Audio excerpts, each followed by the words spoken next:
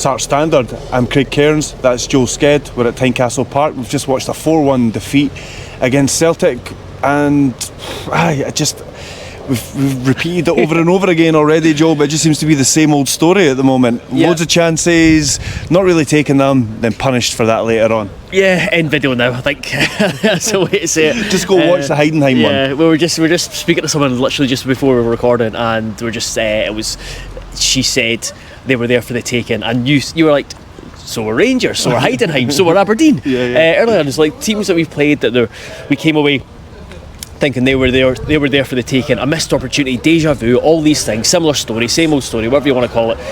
But it's becoming a wee bit of a concern, certainly becoming an issue where we are playing well in the first half, whether it's like various kind of degrees of well, but there's positives there. There's encouragement, creating chances, which is really good, and we're making it difficult for the opposition. Like Celtic only had 2 shots, but we don't continue that in the second half, and then if you don't take advantage of that in the first half, you are leaving yourself open to what's happened against Heidenheim, what's happened against Celtic, where a better team steps up and they are clinical, they've got quality, and we never seem to rally, although we did a wee bit today. But it was I'm getting tired of watching that. I know, there was all this initial positivity, and now we're in this point where there's still, you can see an identity forming, you can see lots of positives there, they're creating chances, but that was going to be my next question. I mean, what should the general mood be? Which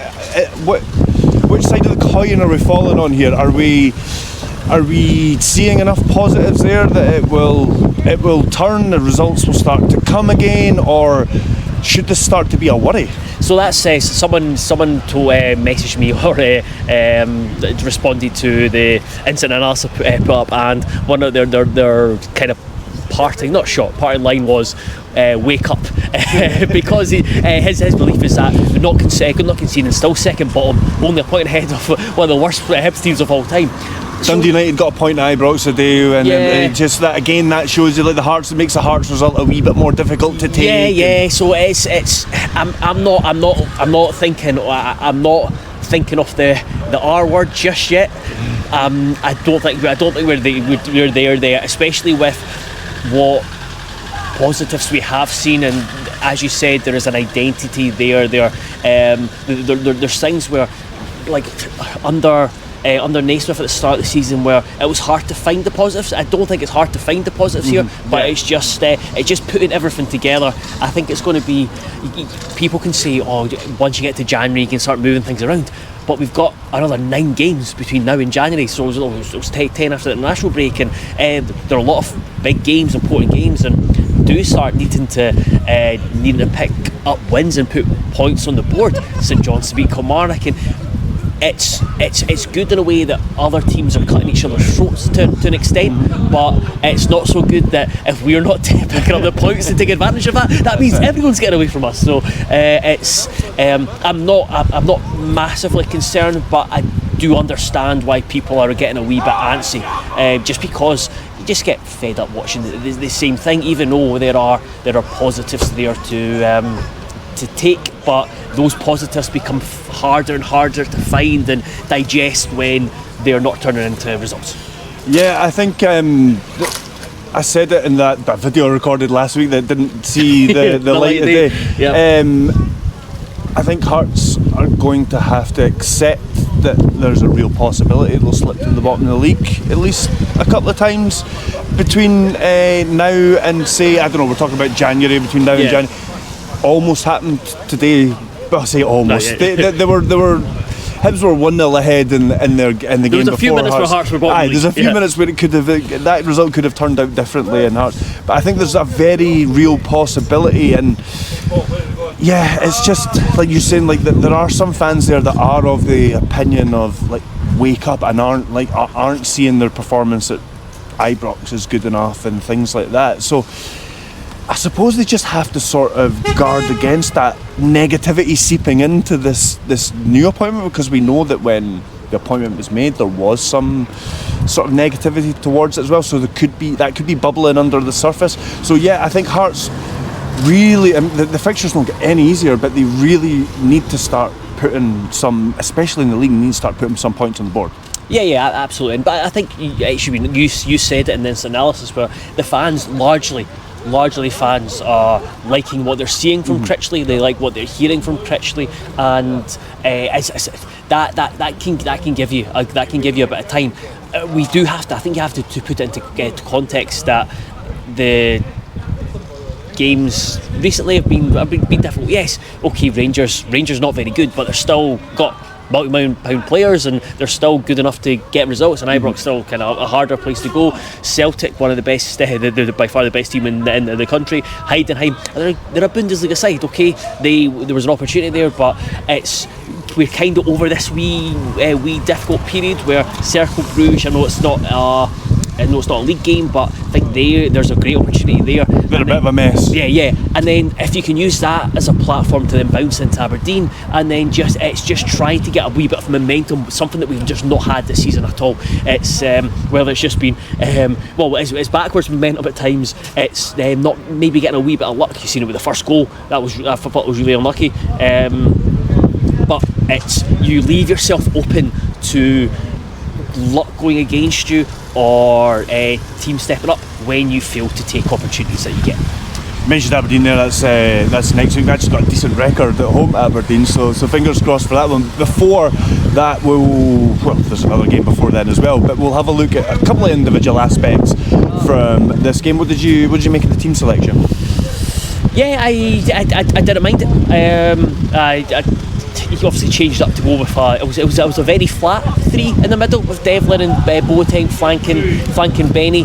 I thought Benny was brilliant in the first half, was like really, really good, just snapping at the challenges, winning the ball back, just kind of recycling possession. And I think the fact that Celtic had 2 shots in the entire first half, one of which was a speculative effort from range, and then another one was I think it's Maeda or a Kyogo header, which maybe should have done better with, but again it's a header, so it's always going to be difficult to score. When you're reducing Celtic to that, it's really good. Critchley said that he was really pleased with, like, in terms of the performance, it's as well as any team that he's seen play against Celtic have.